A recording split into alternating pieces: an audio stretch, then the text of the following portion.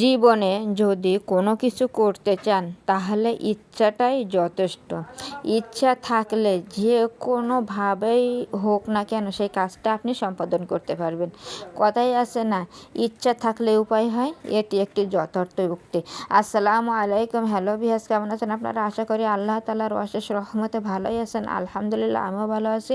বরাবরের মতো আপনাদের মাঝে চলে আসলাম নতুন দিনের নতুন আরেকটি ভিডিও নিয়ে। আপনাদের সকলকে জানাই আন্তরিক অভিনন্দন এবং মোবারকবাদ। তবে চলুন ভিডিওটি শুরু করা যাক। এই যে সকালবেলা আমি হাঁটতে বের হয়েছি, এখন দেখুন কি সুন্দর রৌদ্র উজ্জ্বল একটি দিন শুরু হয়েছে। আর এখানে ওই যে লোকগুলা ওরা মাছ ধরছে, তাই মাছ ধরা দেখতে আমার খুবই ভালো লাগলো। আশা করছি আপনাদেরও ভালো লাগবে। কিন্তু রাস্তা থেকে ওটা অনেক দূরে, সেই জন্য মাছের যে প্রপার যে দৃশ্যটা সেটা দেখাতে পারলাম না। তা যাই হোক, ওখান থেকে বাসায় চলে আসলাম। এই দেখুন বাসায় আসার সঙ্গে সঙ্গে কি বৃষ্টি। তা যাই হোক, বৃষ্টি হোক, সকালবেলা উঠে বেডটা সুন্দরভাবে গুছিয়ে নিয়েছি।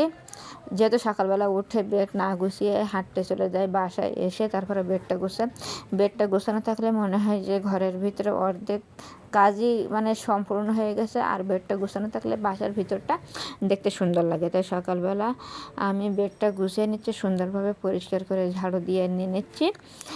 বালিশ খাতা সব গুছানো শেষ। তা ভিউয়ার্স, যারা আমার ভিডিওটা দেখা শুরু করেছেন প্লিজ একটু লাইক দিয়ে ভিডিওটা কন্টিনিউ করবেন, কারণ আপনাদের ছোট্ট একটা লাইক কিন্তু আমার এই ভিডিওটি অনেকের কাছে পৌঁছে যেতে পারে। তাই প্লিজ লাইক দিয়ে ভিডিওটা দেখা শুরু করবেন। ভিউয়ার্স, এই যে বিছানাটা পরিষ্কার করার পরে এবার এই যে টেবিলটা পরিষ্কার করে নিচ্ছে, যেহেতু একটু পরে এতে খাওয়া দাওয়া করতে হবে। নাস্তা অলরেডি সকালে ডান, এখন নিয়ে আসতে হবে, তাই মুছে নিয়ে এখন এখানে নাস্তা খাওয়া হবে। তা চলুন আমরা নাস্তা করে নেই। এই যে নাস্তা করার পরে আজকে একটু অন্য ধরনের বাজার থেকে নিয়ে এসেছে মসুরের ডাউল, আর নিয়ে আসছে এইগুলোর ডিম। এটা আজকে রান্না হবে না, এটা বাসায় ফুরাই গেছে, তাই নিয়ে আসা হয়েছে। এটা এখন প্রয়োজন।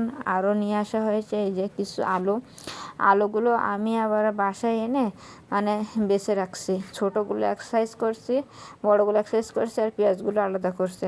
সব এই যে আলাদা আলাদা করে রাখছি, যাতে যখন বড় আলুর প্রয়োজন, যেখানে বড় আলুর প্রয়োজন, বড় আলুটা যেন আমি সরাসরি এসে পরে হাতের কাছে পাই, তাই বড়োগুলো আলাদা করে রাখছি। ছোটোটা যখন প্রয়োজন ছোটোটা ওখান থেকে নিয়ে নেব। এই সব কিছু আলাদা করে এবার দেখুন আমি এক এক করে দেখুন এই একটার ভিতরে রাখবো, কিন্তু ভাগ ভাগ করে রাখবো। বড়োগুলো এক সাইডে রাখবো। আপনারা বলবেন যে আলুগুলো ধুয়ে রাখছি না, আলুগুলো কখনোই ধুয়ে রাখা যায় না, এটা কাটার আগে ধুয়ে রাখবো। এখন জাস্ট একটু গুছিয়ে রাখছি। এই দেখুন এগুলো এক সাইডে রাখলাম, আর এইগুলো এক সাইডে। এখান থেকে আমার যখন বড়োটার প্রয়োজন হবে বড়োটা নিয়ে নেব, আর যখন ছোটোটার প্রয়োজন হবে এই সাইড দিয়ে ছোটোটা নিয়ে নেব। তাহলে আমার আলুর যখন প্রয়োজন হবে তখন আমার বাচ্চার কোনো দরকার হবে না, আসবো এখান থেকে। মানে এটা কাজ গুছিয়ে রাখার একটা টিপস। একবার কষ্ট করে গুছিয়ে রাখতে পারলে সব সময় মানে আরামে নিয়ে চলে যাওয়া যাবে যখন প্রয়োজন হবে। পেঁয়াজগুলো আমি আলাদা করে রাখলাম। আমরা এইভাবে পেঁয়াজ রসুন রাখি, যেহেতু আমাদের র্যাক নাই রাখার, এই ক্যারেটের ভিতরেই রাখি। তারপরে এই যে সে আমড়াগুলা আগের দিন দেখাইছিলাম, সেগুলো ফ্রিজে রাখা ছিল। আমড়াগুলো আজকে রান্না করা হবে, তাই ফ্রিজ থেকে বের করে নিয়ে আসা হয়েছে, এখন কাটা বাছা করা হবে। আর এই যে কিছু শাক যেগুলো কালকে আনছিল তা বেশি হয়ে গিয়েছিলো, তাই কিছু রাখছে, আজকে রান্না করা হবে।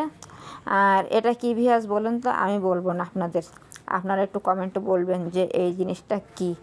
যদি বলতে পারেন তাহলে আপনাদের তো আগে থেকে থ্যাঙ্কস। এই জিনিসটা আমি মনে করছি যে অনেকেই চেনেন, তারা প্লিজ একটু কমেন্টে জানাবেন যে এই জিনিসটা কি। তারপরে আমি কমেন্টের রিপ্লাইয়ে বলবো যে এই জিনিসটা কি। যদি সঠিক হয় তাহলে তো ভালো, না হলেও আমি বলে দেবো ইনশাল্লাহ পরবর্তীতে। এই জিনিসটা খুব টেস্টি একটি জিনিস। এইটা দিয়ে খাটা দিয়ে রান্না করা হবে। খাটা মানে ওই যে আমরা ওইটা রান্না করা হবে এইটা দিয়ে, কিন্তু ওটা আমি এখন বলবো না, দেখি আপনারা কীভাবে চেনেন। এই যে আমড়াটা কেটে এখন সিদ্ধ করে নিয়েছি পানি দিয়ে।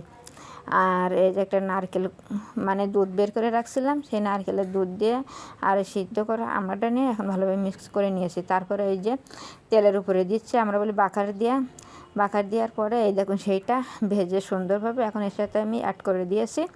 যাই হোক, আমার এই যে আমড়া রান্নাটা করা হয়ে গেছে। এটা কিন্তু নারকেলের দুধ দিয়ে করছি। নারকেল দুধ দিয়ে এই আমড়ার এই রেসিপিটা আমার কাছে অনেক ভালো লাগে, জানি আপনাদের কাছেও ভালো লাগবে। এই দেখুন ফাইনালি আমার ডান, এখন এটা হয়ে গেছে। আর তারপরে এই যে এই আরেকটা জিনিস, এটা এখন এই যে ঝালটা ভেজে নিচ্ছি। এটা কী জন্য ভাজছি ভিয়াস বলুন তো দেখি, আপনারা বলবেন কীভাবে, এটা তো আমিই করছি। তা যাই হোক, এরপরে এই যে মশলাগুলো দিয়ে দিচ্ছি, আপনারা দেখতে থাকুন। এই যে মশলাগুলোও দিয়ে দিচ্ছি, এই যে মানে মশলাটা কষাই নিচ্ছি, একটা জিনিস রান্না করা হবে, আপনারা দেখতে থাকুন তাহলে বুঝতে পারবেন। এই যে ঝাল, পেঁয়াজ, তারপরে শুকনা ঝাল পেস্ট সব একসঙ্গে তেলে দিয়ে সুন্দরভাবে কষিয়ে নেওয়া হচ্ছে ভিউয়ার্স দেখুন। আর এই যে আরও দেওয়া হচ্ছে রসুন পেস্ট। আপনারা কি কিছু গেস করতে পারছেন ভিউয়ার্স কী রান্না করা হবে? জানি পারবেন না, কারণ আপনাদের তো দেখায়নি। শুধু দেখতে থাকুন, সামনে আসছে আপনারা দেখতে পাবেন। মশলাটা সুন্দরভাবে পুরোপুরিভাবে কষিয়ে নিচ্ছি। এখন এর সাথে অ্যাড করে দিলাম পরিমাণ মতো লবণ। রান্নার রেসিপি না আমার এটা, তবে মনে হলো যে আপনাদের একটু দেখাই যে আমরা কীভাবে রান্না করি, দুই একটা রেসিপি একটু দেখাই যে কিভাবে খাই আমরা, সেটা কিন্তু টেস্টি হয়, অনেক টেস্টি হয়েছিল এটা, তাই আপনাদের একটু দেখাচ্ছি। এই যে হলুদ গুঁড়াও দিয়ে দিলাম। এখন সুন্দরভাবে আরও একটুভাবে ভেজে নেব, মানে মশলাটা আর একটু কষিয়ে নেব, নিলেই কিন্তু আমার এটা হয়ে যাবে মশলা কষানো। এখন হলুদটা লাস্টে দিয়েছে, ওই যে তেলে হলুদ দিলে তলায় ধরে লাগে, তো একটু লাস্টে দিলাম, দিয়ে এই যে এর সাথে পানি অ্যাড করে দিলাম।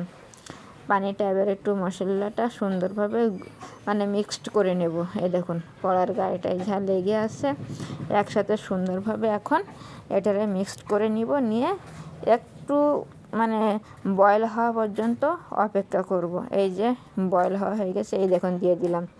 বুঝতে পারছেন ভিউয়ার্স, এটা হলো এই যে ট্যাংরা মাছ ঝোল করছি, ওই যে ছোটো ছোটো ট্যাংরা মাছ। এটা আনা ছিল, ফ্রিজে ছিল, তাই আজকে এটা রান্না করা হবে। ওই যে শাক, তারপরে আমড়ার খাটা, আর এইটা একসাথে এখন এই তিনটা রেসিপি আজকে দুপুরের জন্য রান্না করা হয়েছে। এই যে আমার মাছ ঝোল অলরেডি ডান হয়ে গেছে। যাই এবার এটা নামিয়ে ফেলবো। তারপরে এই যে শাকটাও ভেজে নিচ্ছি, এটাও হয়ে যাবে আশা করছি। সব কিছু রান্না শেষ। আর ভিউয়ার্স, এটা কি গাছ আপনারা একটু গেস্ট করুন তো। এই দেখুন, আপনাদের অনেক নিকট থেকে দেখিয়ে দিচ্ছি ভিউয়ার্স, দেখুন এই গাছটি কি। এই যে পাতাগুলো দেখুন, ফলটা দেখুন, দেখে প্লিজ প্লিজ প্লিজ আপনারা একটু কমেন্টে জানাবেন, দেখে আপনারা কেমন চিনতে পারেন এই গাছটি। আশা করছি অনেকেই চিনতে পারবেন। এই দেখুন গাছটি কত বড়, কত সুন্দর একটি গাছ, আপনাদেরকে দেখে দিলাম। প্লিজ সবাই একটু কমেন্টে অবশ্যই অবশ্যই জানাবেন যে এটি কী গাছ। এই দেখুন আবারও আর একটা ফল দেখিয়ে দিলাম, আপনারা অবশ্যই জানাবেন। তা ভিউয়ার্স, এই পর্যন্ত আমার ভিডিওটি যারা দেখে এসেছেন, আর এই ভিডিওর ভিতরে যদি কোনো ভুল ত্রুটি হয়ে যায়, আপনাদের যদি কোনো পরামর্শ থাকে, অবশ্যই কমেন্ট সেকশন খোলাই আছে, কমেন্টের মাধ্যমে জানাবেন। আর ভিউয়ার্স, আপনাদের কাছে আমার একান্তই রিকোয়েস্ট, আপনারা লাইক দিয়ে পুরো ভিডিওটা কন্টিনিউ করবেন।